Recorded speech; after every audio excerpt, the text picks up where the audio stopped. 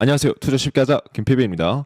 AI의 종말, 경제위기 경고등 떴다라는 주제로 오늘은 골드만삭스 리포트에 따르면 대만의 수출 수치가 기대보다 훨씬 못 미쳤다. 어닝 쇼크가 터진 거죠. 그래서 이제 대만의 언론사들은 9월에 AI 수요로 수출이 최고치를 기록했다 이렇게 보도를 했는데도 불구하고 실제로는 데이터상으로는 지금 문제가 좀 심각하다고 합니다. 대만 언론들은 AI가 지금 AI 수요에 대해서 긍정적이고 그러니까 우리나라 먹고 살만하다 이런 식으로 언론사에서 이제 발표를 했는데 실제로 골드만삭스 리포트를 보면은 실제 수출액이 우리 전문가들이 예상한 예측치보다 훨씬 낮았다라는 거예요. 게다가 대부분 주요 제품에서 수출이 급감하는 일이 발생을 했다. 이런 식으로 얘기를 합니다. 특히 AI 쪽 제품이 좀 많이 급감을 했다. 그러면서 무역 흑자가 원래 115억 달러가 나왔었는데 71억 달러로 어마어마하게 급감을 했습니다. 수출 데이터가 예상치보다 훨씬 나쁘게 나오면서 첨단 반도체 90%를 생산해서 수출도 하고 한다라고 하더라고요. 대만이. 근데 첨단 반도체 90%를 생산하는 대만에서 이렇게 수출이 급감하는 거는 주의 신호다.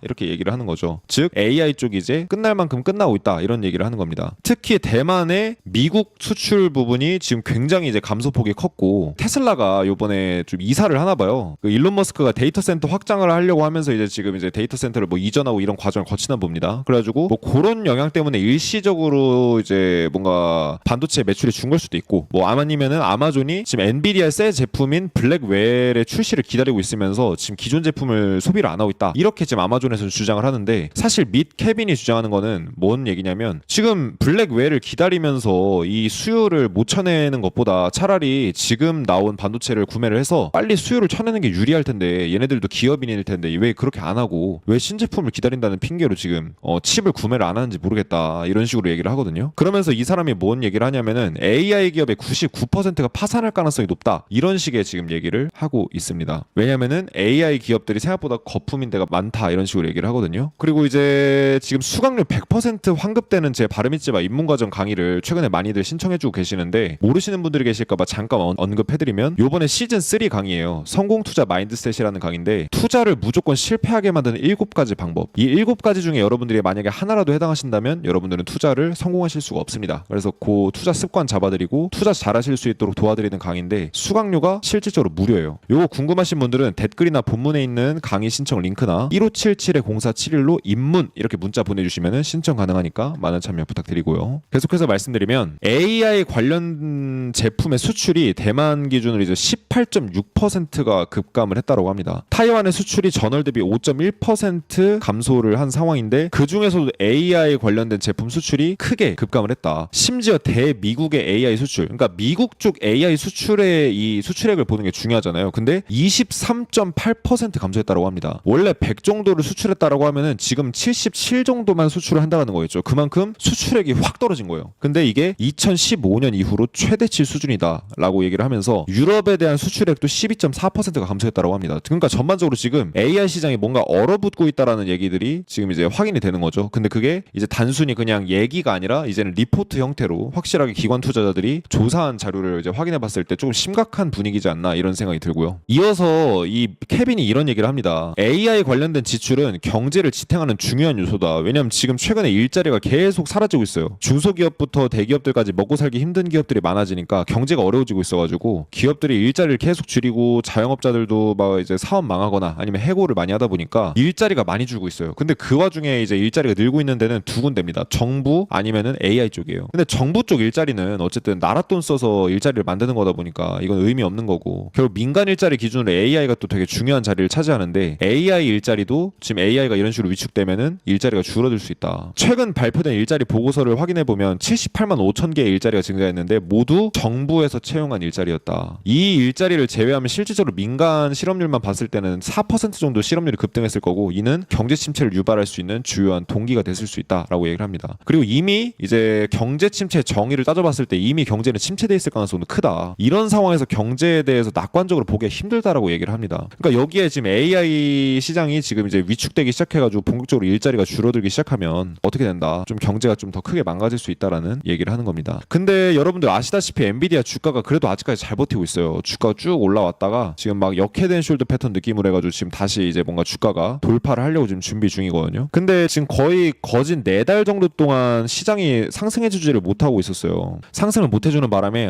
이거 이러다가 큰일 나는 거 아니야? 이렇게 지금 생각하던 걱정하고 있던 투자자들이 이제 악플도 많이 달고 뭐 그러고 있었습니다. 근데 이런 AI 수요가 둔화되는 거에 대한 어떤 선 반영이 이미 엔비디아 주가에서 일어난 것이 아닌가 이런 생각이 들고 지금 헤드앤숄더 느낌으로 상승 돌파 시도 중이긴 한데 어떻게 될지 좀 이번 주에 봐야 될 것 같아요. 왜냐면 지금 호주 달러랑 캐나다 달러가 굉장히 많이 떨어지고 가파르게 떨어지고 있는데 호주 달러랑 캐나다 달러 떨어지면 시장도 빠진다라는 신호거든요. 펀드 매니저들이 자금 빼고 있다는 얘기이기 때문에 이게 또 시장에 압박을 줄 수 있어서 이거 한번 지켜봐야 될 것 같고요. 현재 그럼에도 불구하고 엔비디아의 PEG는 이거 이제 피터 린치가 많이 쓰는 지표인데 PEG라는 지표가 있습니다. 성장률 대비 이제 저평가되는지를 보는 지표인데 1.9포인트 정도 되거든요. 상당히 높은 수치기는 하지만 테슬라나 팔란티어보다는 훨씬 더 저평가되어 있는 상황이라고 하더라고요. 아무튼 엔비디아 투자자분들이 계실 것 같아서 이렇게 좀 말씀드려보고 현재 이제 AI 관련해서 AI가 수출이 이제 위축이 되고 AI가 좀 이제 AI 쪽 시장에 한파가 불게 되면 전반적으로 일자리에도 영향이 있을 수 있다라고 얘기를 하면서 최근에 이제 민간 부문의 일자리가 13만 개 증가를 했지만 자영업자 일자리는 20만 개 넘게 감소를 했다.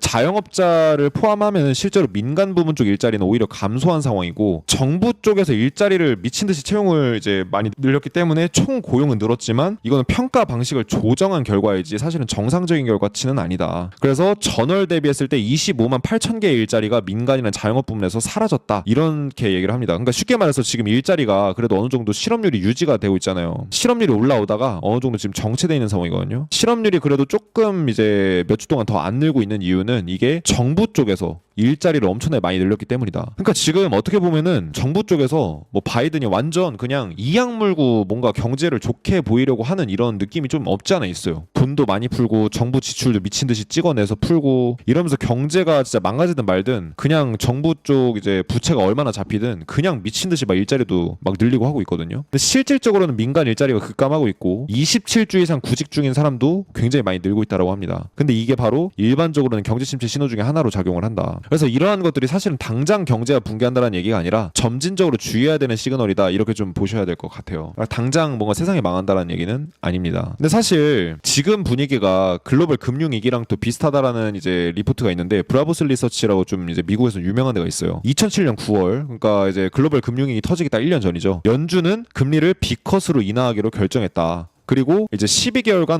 5%대로 유지하던 금리를 경제 약화에 대응해서 낮추기 시작했다. 그 당시에 연준 의장이 앨런 그린스펀이었거든요. 근데 앨런이 이제 미국이 경제 침체를 향하지 않는다고 밝혔다. 그리고 주식시장은 금리 인하하고 나서 사상 최고치를 기록했다. 그러다가 사상 최고치 전고점 이제 돌파 살짝 하려다가 실패하고 쭉쭉쭉쭉 떨어지면서 글로벌 금융위기가 터졌다. 지금도 마찬가지 아니냐. 지금 요 리서치 펌에서는 그렇게 얘기를 하는 겁니다. 그리고 2024년 현재 금융위기 때와 비슷하게 주식시장은 9월에 새로운 최고치를 기록하면서 7월에 고점을 돌파했다. 지수 기준으로는 이런 느낌이죠. 막 이렇게 올라갔다가 훅 떨어졌다가 지금 이렇게 올라와서 전고점 부근 수준인데 지금이 그때랑 좀 비슷한 거 아니냐. 글로벌 금융위기 때랑. 왜냐? 글로벌 금융위기 때 당시에도 금리 인하는 호재라고 받아들여서 사람들이 매수를 했는데 사실 금리 인하라는 거는 경제가 약해질 때 하는 거거든요. 그러니까 이제 투자자들이 늘 착각한다라는 거죠. 그리고 2024년에 이번에 주가가 올라간 이유도 연준의 금리 B컷 인하의 결정에 따른 낙관주의 때문이다. 금리가 많이 낮아졌으니까 이제 투자시장 좋아지겠지? 이런 기대감 때문에 금융위기 때랑 똑같이 하나도 달라질 거 없이 이제 개인 투자자들은 매수를 하고 있다는 거예요. 그러면서 제롬 파월 연준 의장 뭐라고 하냐?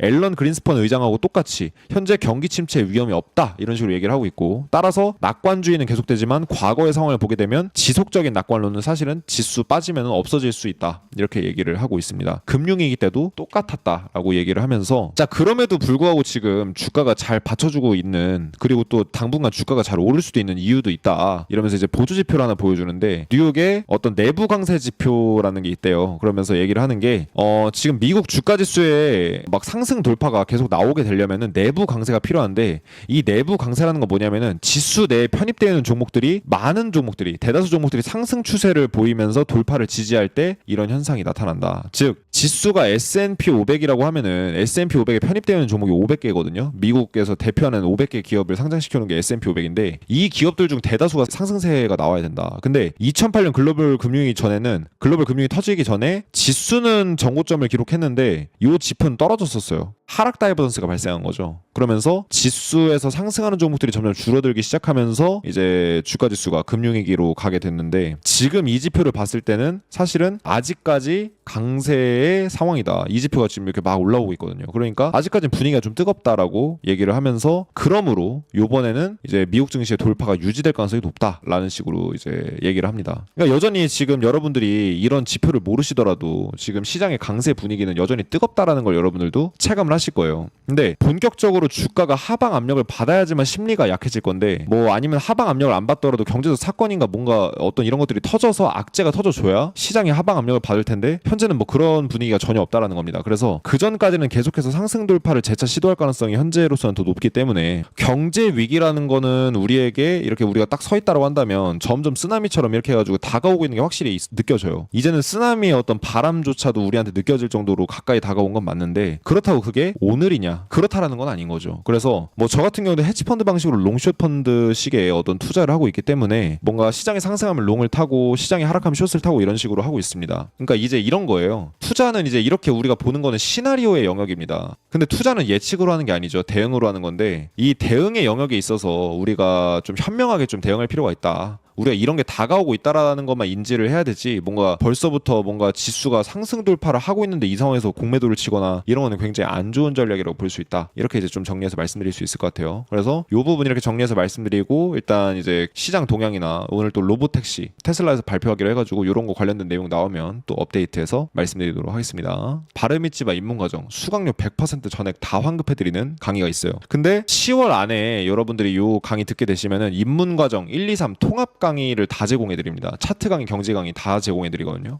들어보시면 여러분들 투자에 큰 도움 되시리라 생각을 합니다.